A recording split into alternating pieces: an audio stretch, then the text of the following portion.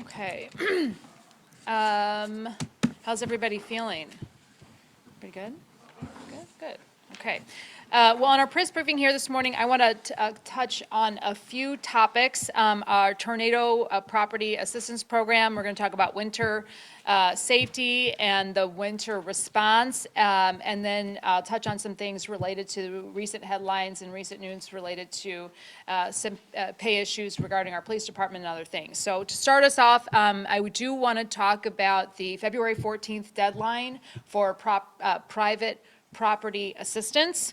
This program, the private property assistance programs, is designed to help residents with eligible repairs, get funds for those repairs through the city, as a last resort to demolish properties or insurance. We know that FEMA assistance isn't enough, but in order for us to move these properties that may be eligible through the pipeline, we've got to get the applications in by February 14th. This allows us to do a few things to really get a handle of the volume. And once we get that volume in, we'll be able to put out RFPs to get that work started. We have got to get these applications in order to get the work moving forward. It also allows us the opportunity to start to hold some of the absentee property owners accountable and move forcefully through the process for some of those property owners that we are unable to contact. This is important, especially because this is an area that's been held hostage by vacant property owners for far too long. So we recognize that some folks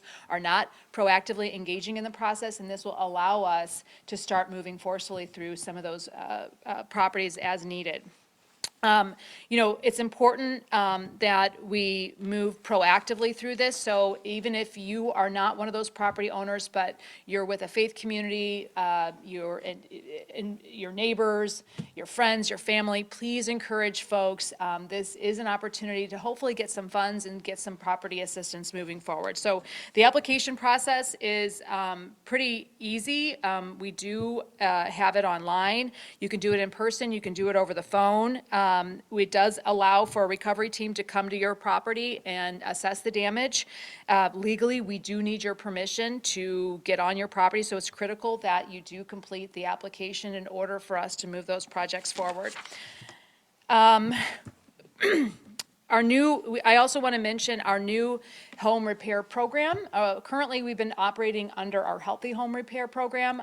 We'll be piloting a new program that is going to allow us to scale much more efficiently moving forward. That is already underway, and we should see home repairs starting in March.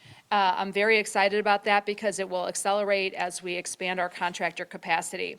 If you are hearing this message, and I hope you are, and you haven't already applied, you can apply in a couple different ways. Our private property assistance program application is online at app.stlrecovers.com.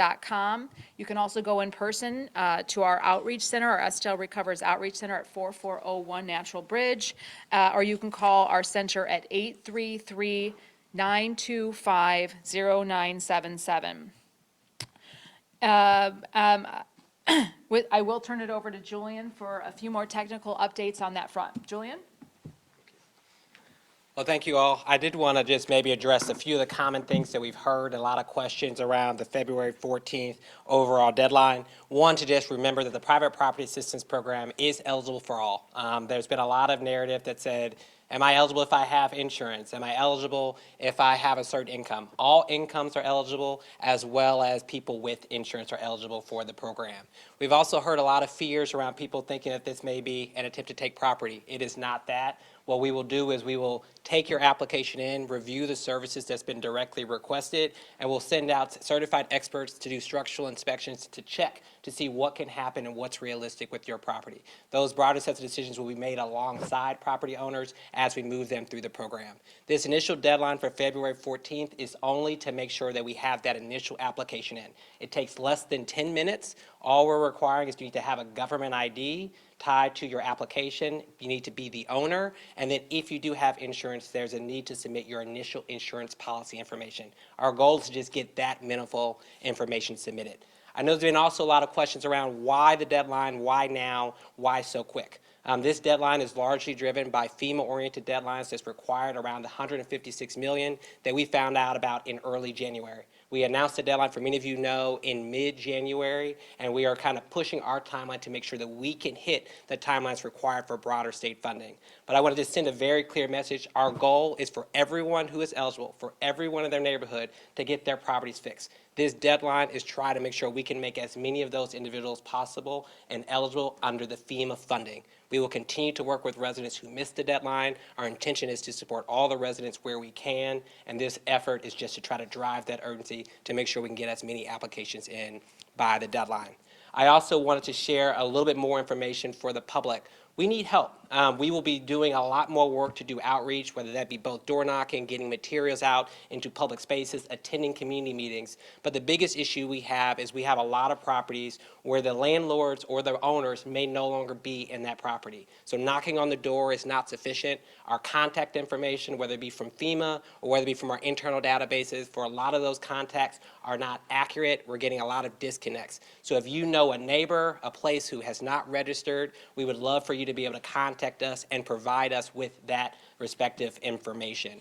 So the ways that people can do that is, one, we have launched a dashboard online for you to be able to see at app.scorecovers.com. You can see on that who are the people that have applied in your neighborhood and also who are the people that aren't. What we're asking is that if you know someone whose property does not apply, you know that person, to one, encourage them to apply, or if you also have their information, to please share that information with us. They can do that by calling the call center, which is 833-925-0977. They can visit the Outreach Center on Natural Bridge at 4401 Natural Bridge, and they can flag those properties and let us know who that owner is, any context they have on the property, so we can do our best work to try to get as many people registered as possible. Thank you. Thank you, Julian.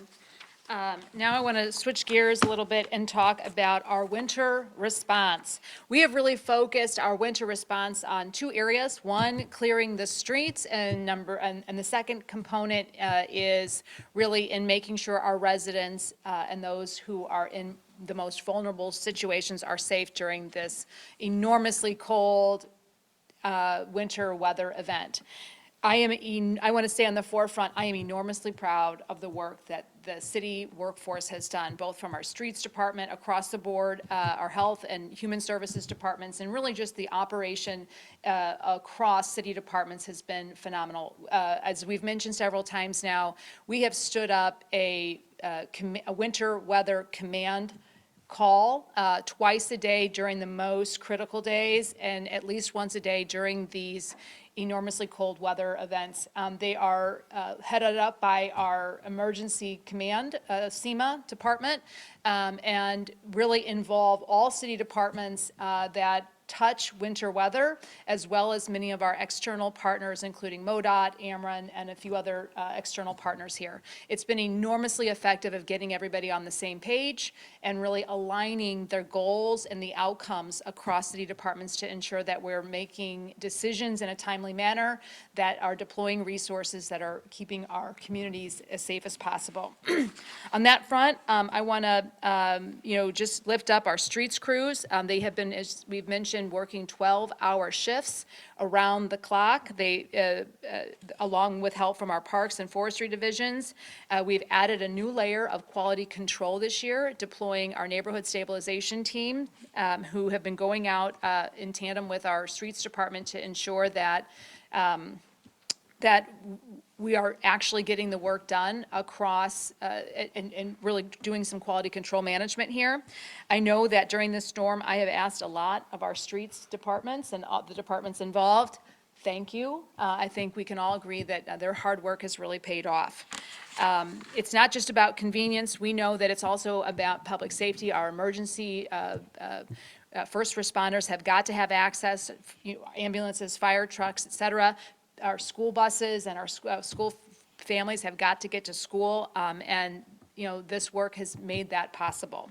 So a massive thank you to our crews for getting our main streets and most of our residentials cleared. This year we, as you know, really piloted it into the side streets. And while we still have a lot of work to do to get them all cleared, we have been largely successful at triaging the complaints and the sort of trouble spots as we are made aware of them through not only our quality control mechanism, but through our Citizen Service Bureau. And so if you have a side street or if you're noticing any issues that are still lingering, we know there are still some trouble spots out there.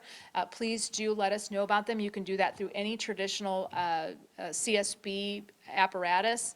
You can also call 311, and we're taking those complaints, we're triaging them in real time. This is not the first snowstorm we've had under our new streets director, Director Jackson, who was baptized by fire in November with an unprecedented early winter snowstorm, but this has certainly been the largest and one of the larger that we've had in recent history, with almost 10 inches across the city of St. Louis. And so under his leadership, this was a big event, and I'm so proud of the work we've done. We're also now evaluating lessons as we move forward to incorporate into the operations moving forward. Director Jackson, I'll turn it over to you if you had any, did you have any other comments you wanted to make at this time, or do you just want to be available for questions? Yes, ma'am, I'm just available. Okay, that's great. Again, thank you. Your leadership has been tremendous, and your crews have done phenomenal work. On the shelter side of things and keeping our residents safe, while the snow is mostly cleared from the roads, and we're still working on that front, the dangerously cold temperatures have not only persisted, but will continue on through the rest of this week, into this weekend, and for days ahead. So I want to talk about that because, this year we've had well over 600 beds on top of the 400 normally, over 1,000 beds available during our code blue level 3 and level 4. We have roughly doubled the capacity over last year for winter weather emergency beds. This has been enormously successful during those code blue level 3 and level 4. We have not had to turn away anyone. We are also continuing through this event to pull on more and more non-traditional shelter space to continue to expand capacity. We have also expanded our offerings by providing shuttles that are heated Bi-State shuttles. I want to shout out and thank Bi-State for being a tremendous partner through this by helping us not only with warming buses, but the buses are mobile and they're really transporting folks. To date, we have transported 500 folks to shelter. This is just an enormous benefit to our community. We also know that this has reduced the number of fires that we have seen, and it has really helped to keep our, not only those experiencing homelessness, but folks who are living next to vacant homes, who, and just our built environment safer through this weather event. So I want to just continue to get the word out that we do have shelter space. If you know of someone who needs this, please call 211 to get connected. I want to thank our city employees. They've been just tremendous. We've also been pulling in so many folks.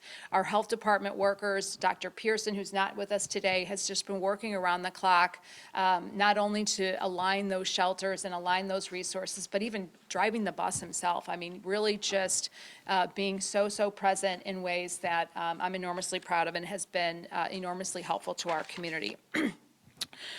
As I mentioned, this has been a reduction in fires. Our fire department reported that we normally have 6 calls for fire per day during a period like this, and this year we're averaging just 1 call a day. So a huge reduction in the number of fires that we're experiencing as a result of being able to provide shelter. I can't stress enough how much this matters, especially preventing loss of life at a time, when we have so many folks who are experiencing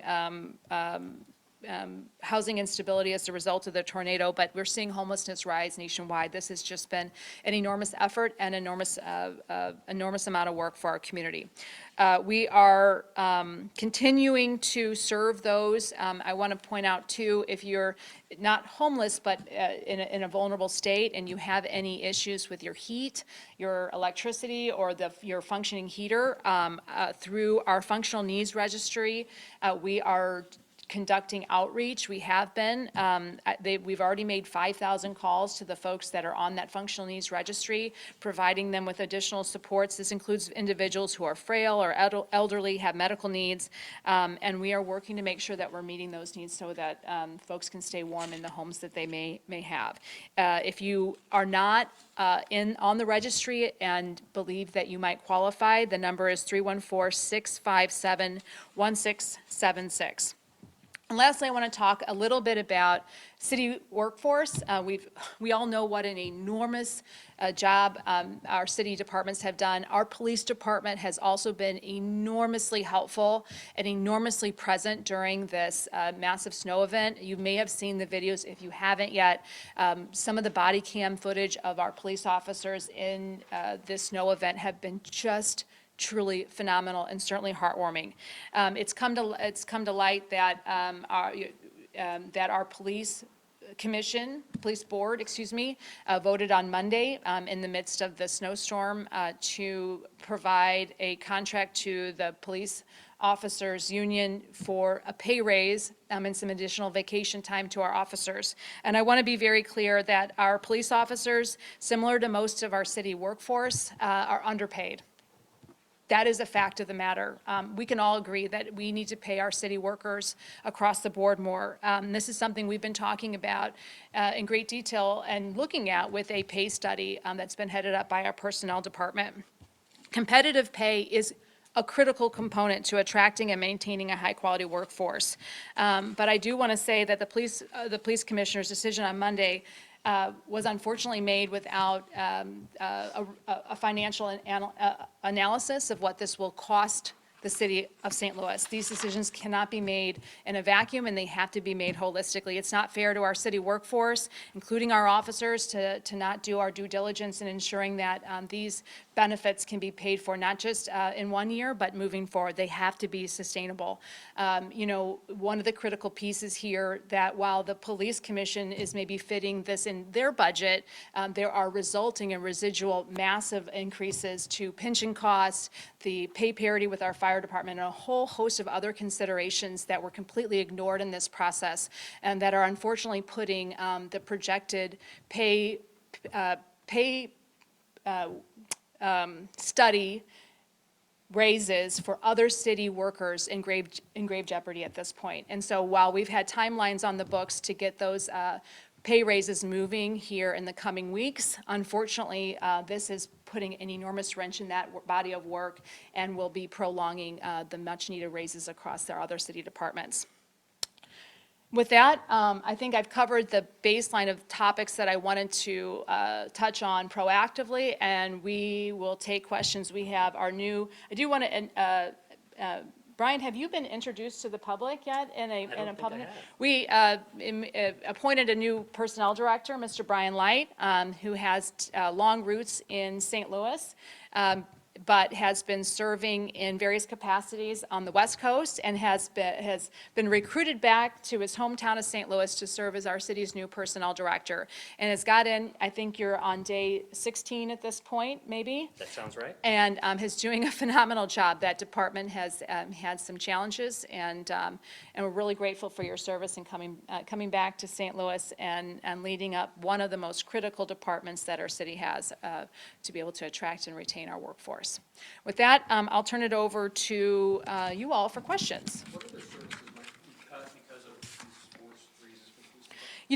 We haven't been able to take a look at that. We don't have any, like I mentioned, the financial implications there was no fiscal note associated with any of this work. So we really are in the process right now of doing our due diligence of trying to quantify what this could cost, not just from the police department's budget, but as I mentioned, there are a whole host of cascading costs associated with providing raises. The city is responsible under state law for the additional cost to pension benefits. I mentioned there's a pay parity issue with our fire department. There's a whole host of additional costs associated with this.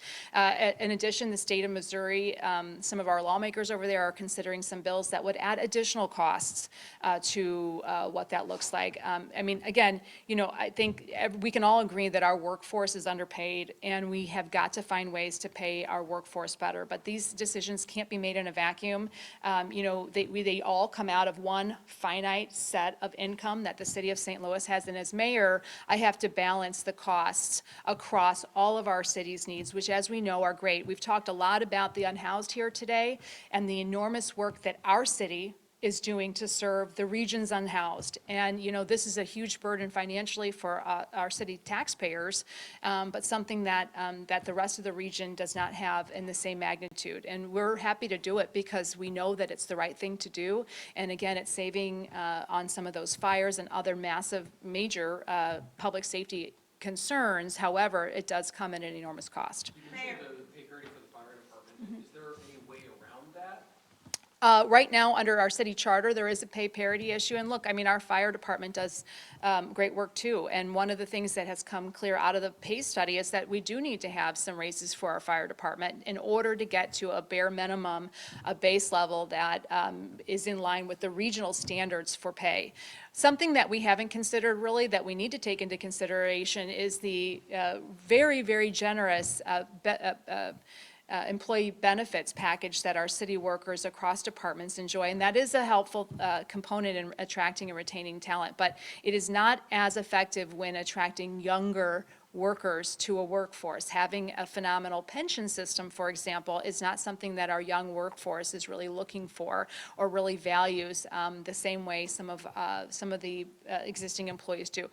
Retaining talent is important as well. But I want to stress that it's important to take a holistic approach to how we're looking at compensation across the board, and these things have to be done in a balanced way.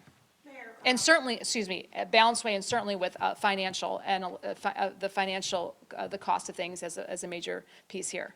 Sounds like you're pretty pleased with your administration for the street clean out in the winter storm. What grade would you give your administration for cleaning those streets? I am enormously proud and grateful to the work that our city workforce has done. So many of our streets crews have been working tirelessly, as I mentioned. I mean, just on our command call this morning, hearing so many of our folks talk about the calls that they were doing at 3, 4 this morning. I mean, it's truly around the clock.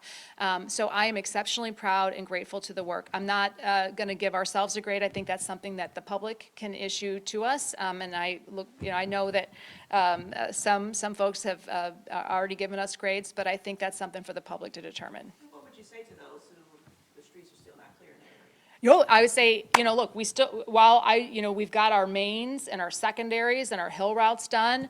And I believe we're right, as our director pointed out, we've done the majority of the side streets. But look, this was the first year that the city proactively did side streets.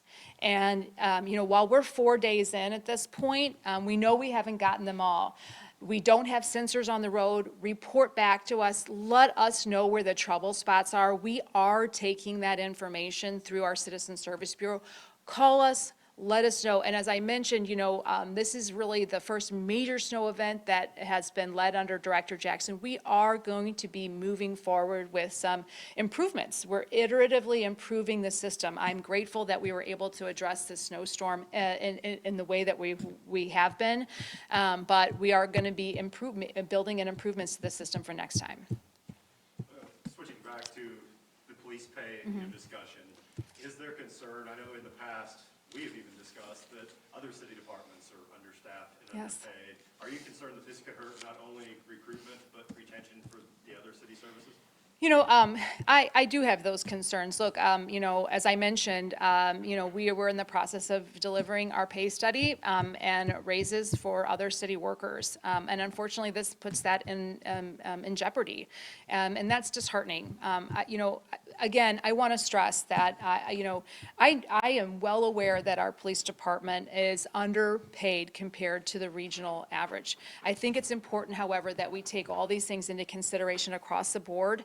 And I'm hopeful that the police board can consider this as a matter that our city has to fund. And, including clearing streets, et cetera. So we need to be able to balance this. And I'm hopeful that we can put together the financial note that's a necessary component to this and really take a look at this. I'm not saying that we shouldn't do this, but we should certainly, when we're looking at financial decisions, they have to be done with numbers. And to fail to do that and really take into consideration what this is going to cost could put all of us in jeopardy. Including, yeah.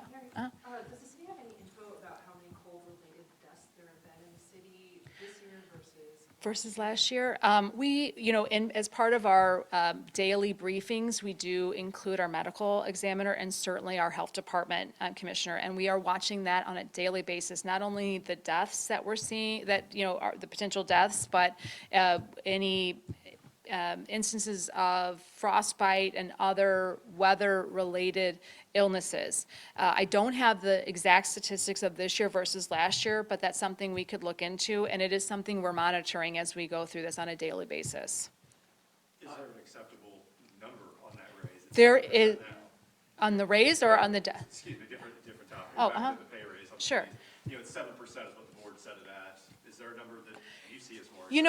We had, I'm not going to speak on that right now. Again, what I think is critically important is that it is taken in context with all the other pieces here. And look, as part of the pay study, the city of St. Louis had budgeted $10 million for raises here this year.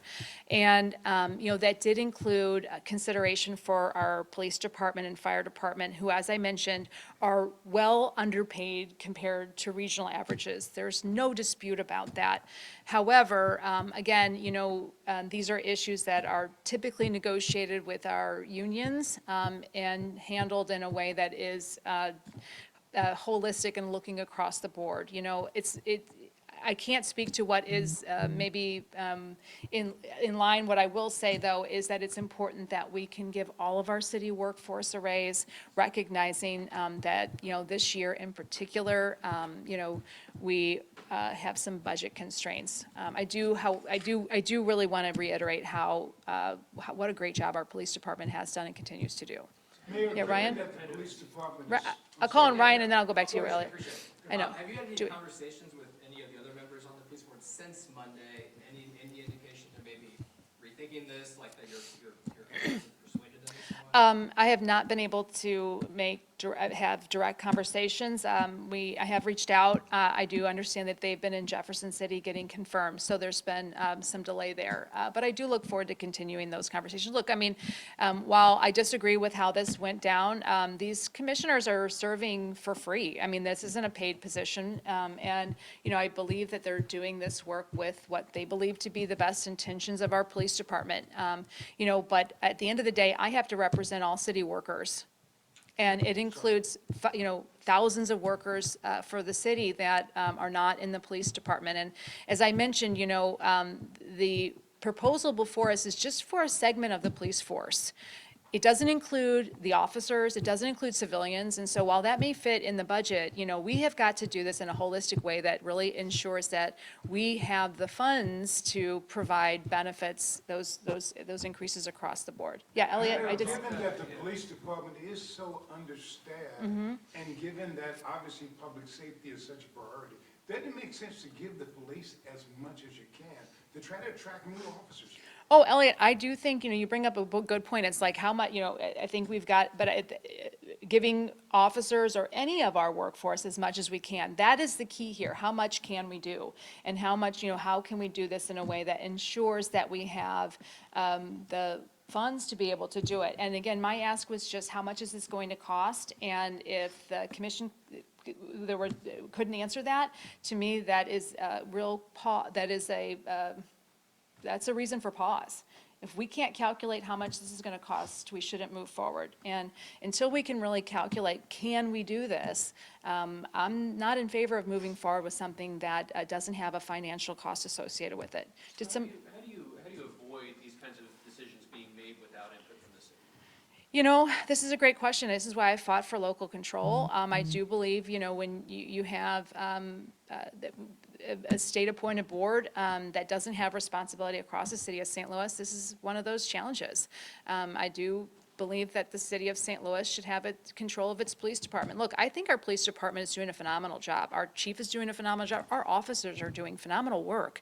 But they're part of a system, and, you know, I hate to see this come at a cost of the rest of the workforce. You know, our police department, our departments work seamlessly together, and to create a rift like that, I think, would be really unfortunate. You may not have Do a we- choice, is that the reality? Look, we're going to try to work through this, Elliot. I think it's in the best interest of all of us that we find a way to work together. Are there any other pressing issues? Mayor, one other Yeah. thing. Why do you think that more people haven't applied for the tornado assistance? I can't speak to that. I mean, you know, we're doing what we can. We've knocked on doors, we've made phone calls. You know, I think right now we're seeing people across the United States throw their hands up at government. You know, the trust in government systems is at an all-time low. So much of the needed assistance is so much greater than what cities can typically do. We are in an unusual position in that we've had some RAMS interest funds that we've been able to put. And, you know, with the emergency declaration, we were able to triage and do so much work on the front end. But I think Americans are questioning what government systems can do. It was enormously stressful and traumatic for all of us in the days following the tornado to not have FEMA on the ground immediately. And people know that. People feel that. And, you know, I think there's so much residual associated with that. While we were able to clear the roads and do things that cities are typically responsible for doing, the city of St. Louis has been asked and forced to do so much more than cities can do, than cities should do. And people feel that. We are doing what we can as we are building an apparatus to serve some of the most vulnerable people in the region, in the world, or in the United States right now, I should say. I will say that the folks that experienced the tornado are some of the most vulnerable folks in the United States. After years of disinvestment, decades of disinvestment, you know, owning homes that are almost impossible to insure, you know, we are building an apparatus to serve those out of thin air. The city didn't have a process to restabilize 100-year-old homes after a tornado. We didn't have a process to fill in where insurance should have stepped up. We didn't have a process to fill in where FEMA didn't come. So we are building the machine to serve some of the nation's most vulnerable residents as we are moving through a rapidly changing national environment. And that's a tough order. And people see that we are not able to serve as quickly as we should. And it's discouraging. And I feel that pain. And we are doing everything we can to try and make sure that we're providing those resources. And I'm enormously grateful for the leadership of Julian Nix and his entire team to be building a machine as we move forward. And unfortunately, we have folks in the community who's in their best interest to knock us down every time we try to get up. And that is not helping either. You know, crushing hope is enormously hard. You know, we are providing shelter, we're doing what we can. We know it's not enough, but when we consistently have folks in the community who want to discourage folks from participating, it is discouraging for everyone. And I think it really tamps down the desire to be a part and to apply and move forward when you think the city isn't doing what it can. Mayor, So that's it. Go ahead. Mr. Jackson, about how proud you are This of is your gonna be the last operations. question, we do have to pull the mayor. No, that's, Yes, ma'am. How proud are you of your operations this following storm? I can't say enough about it. When the mayor asked me to come on board, she told me what the challenge was going to be. I shared with her that I was up for the challenge. Between her and the colonel, they placed a large amount of faith in me. We do not make promises that we do not keep. And I have been tremendously pleased with what I have seen from my team. At 3 and 4 o'clock in the morning, it's hard to sleep when your people are up.